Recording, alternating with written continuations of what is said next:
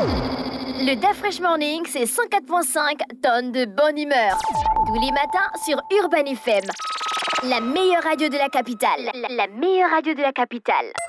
Vous êtes sur les 104.5 Urban FM, la station urbaine. On est avec Elvis. Elvis, bonjour. Bonjour Dafresh, bonjour Emmanuela, bonjour René Rude, bonjour Fallon.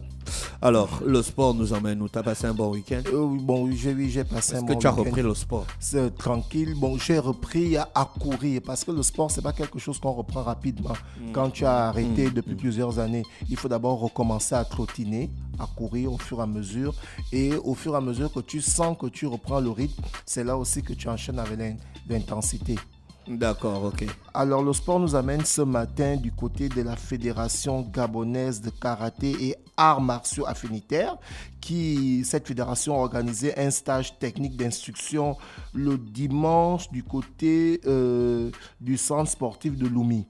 C'est organisé par le grand maître Gilles Bertrand Ongonja Koumou, 4e dan du Shotokan Rouge, si je prononce bien, c'est lui le président de la fédération gabonaise de Fegakama.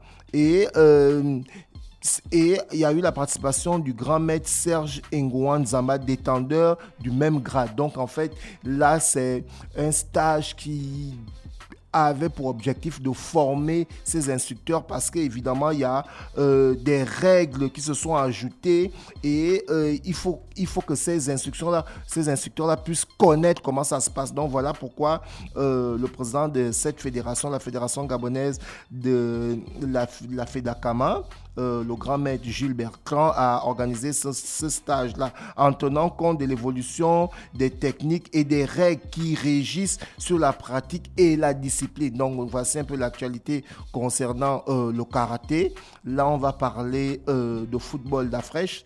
Il y a une nouvelle qui fait le buzz du côté des Panthères du Gabon. En fait, l'ancien capitaine des Panthères du Gabon, Pierre-Emerick Aubameyang, qui évolue du côté du football club de Chelsea, a été retiré de la liste des joueurs qualifiés pour la Ligue des Champions. Donc, il n'est pas seul, il y a Pierre-Emerick Aubameyang qui a été retiré, ainsi que Benoît Badiachile. Donc, les deux ne figurent plus sur la liste de Chelsea pour la Ligue des Champions parce qu'évidemment, chaque club donne une liste des joueurs. Donc, là-dedans, il y a des listes, il y a des joueurs étrangers. La Ligue des Champions. La Ligue des Champions.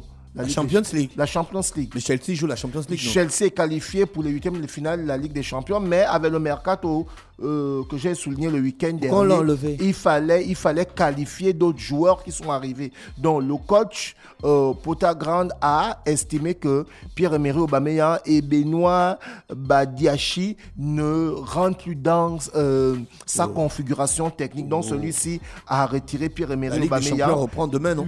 Ça reprend la semaine prochaine. Donc du coup, il a qualifié Mikhailo, Enzo Hernandez, Joao Félix qui ont été ajoutés dans la liste des joueurs de Chelsea qualifiés pour la Ligue des Champions. Donc Pierre-Emerick Aubameyang a été retiré. Et on espère vivement qu'à part cela, il va pouvoir recommencer à jouer les matchs au niveau du championnat parce que celui-ci a besoin du temps de jeu. Et comme j'avais souligné, il avait été recruté par Thomas Tuchel qui était son coach du côté de Dortmund quand il avait été élu meilleur joueur de la Bundesliga en 2016 et qu'il était meilleur buteur de la Bundesliga en 2017. Mais celui-ci étant parti, le nouveau coach, pour lui, dans son classement, Pierre-Emerick ne rentre pas à l'intérieur. Donc voilà pourquoi celui-ci-là est enlevé dans la liste des joueurs qualifiés pour la Ligue des Champions. On reste toujours dans le football national pour parler du championnat national de football de première division et de deuxième division. Alors le club des policiers, Vautour Club, a créé la surprise en battant ce dimanche 5 février, Manga Sport. Donc, votre club, les clubs du policier, un big up déjà que j'ai fait à Monty Baba, le LT du côté du Como. On espère que les policiers vont continuer à aligner les performances. Donc, l'équipe des policiers, votre club qui a battu Manga Sport 1-0. Ensuite, toujours dans les résultats du National Foot, là, c'est pour parler du championnat de deuxième division. Les Panthères du Chris Roy ont battu Adouma FC 2-1 et OYMAC de Giovanni Ngwa et Cartel a pris le dessus sur Akada FC 3-1. Le match s'est joué du côté du stade Monédan de Siban, le stade emblématique de ce championnat, parce que ce stade est toujours là pour accueillir les matchs du championnat national.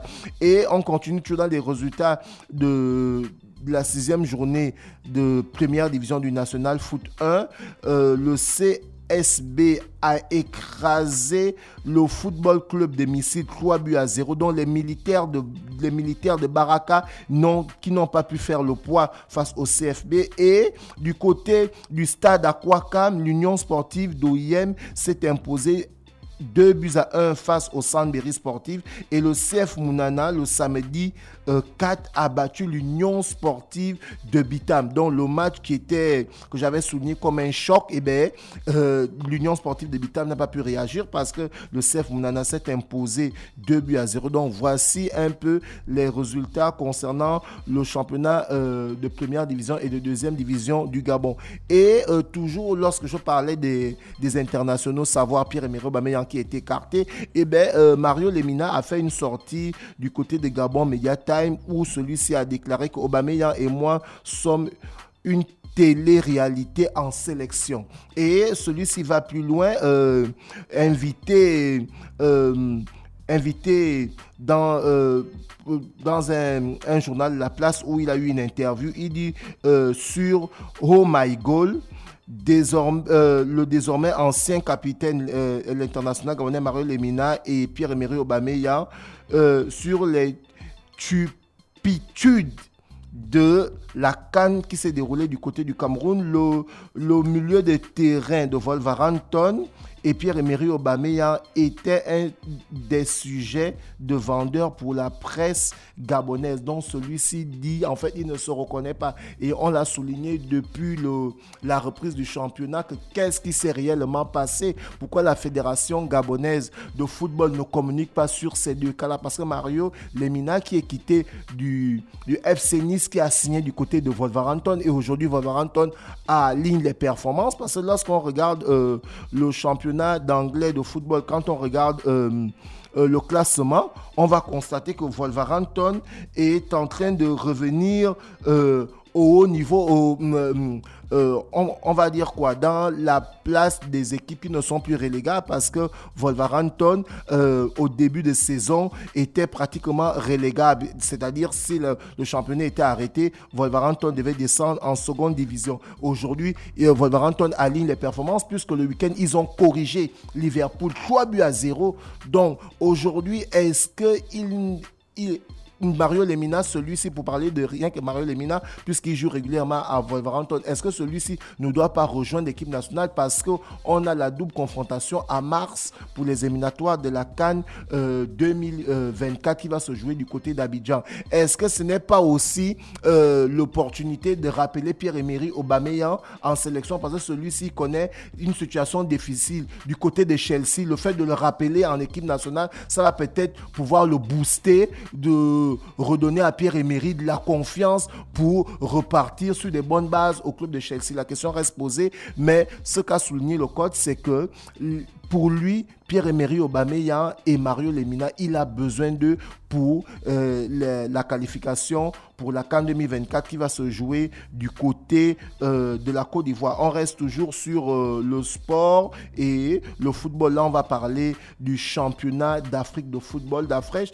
La Coupe d'Afrique de football 2022 a été remportée par le Sénégal. Et ce grand pays de sport qui n'avait jamais remporté la Coupe d'Afrique à l'époque de Jules Boukandé, de El Ali Diouf, de Khalil Fadiga, a remporté la CAN 2022 avec des joueurs comme Sadio Mané, Koulibaly, le gardien Mendy et autres. Donc aujourd'hui encore, cette équipe locale vient de remporter le CHAN du côté de l'Algérie. Donc, c'est les Sénégalais qui ont gagné le CHAN. Oui, ce sont les Sénégalais qui ont remporté le CHAN. Les Sénégalais ont remporté le CHAN en battant l'Algérie au tir au but, 5 tirs au but à 4. Donc c'est dire que lorsque le travail a débuté, et ben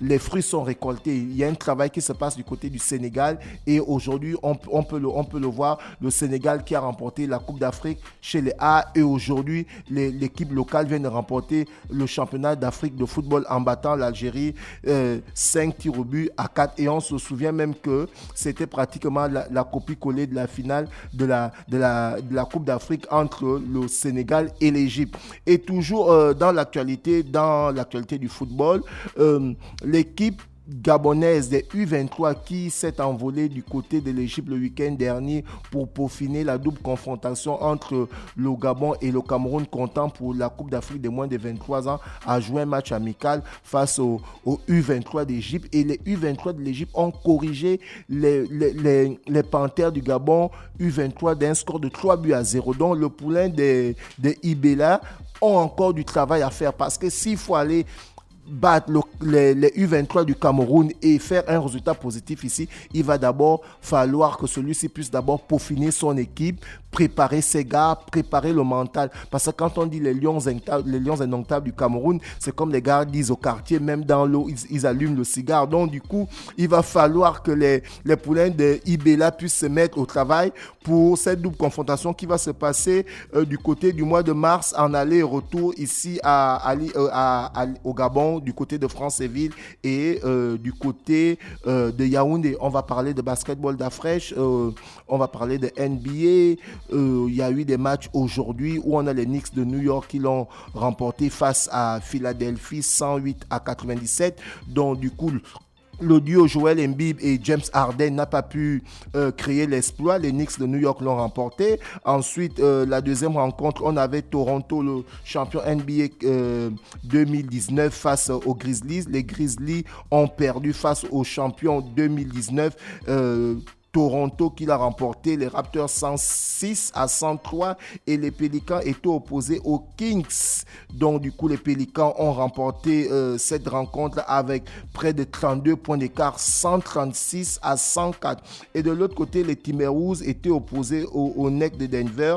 Et bien ce sont les Timberwolves qui l'ont remporté 128-98, 20 points d'écart aussi. Et les rencontres d'hier ont opposé les Pélicans qui étaient opposés aux Lakers de Los Angeles. L'équipe de LeBron James a perdu 131-126, juste 5 points d'écart. Et les Knicks de Brooklyn ont battu les Wizards de Washington 125-123, 2 points d'écart. D'après, tu sais que le basket, c'est plusieurs paniers. Donc, quand vous écoutez les scores pareils, ne pensez pas que c'est le football, c'est le basketball. Donc, du coup, c'est des scores pareils. Ensuite, les Knicks de New York ont perdu face aux Clippers de Los Angeles 134-128 et les Detroit Pistons ont perdu face aux Saints 116-100. Donc voici un peu les résultats de la NBA. D'Afresh, il y a la Coupe du monde des clubs qui se joue actuellement et le Real de Madrid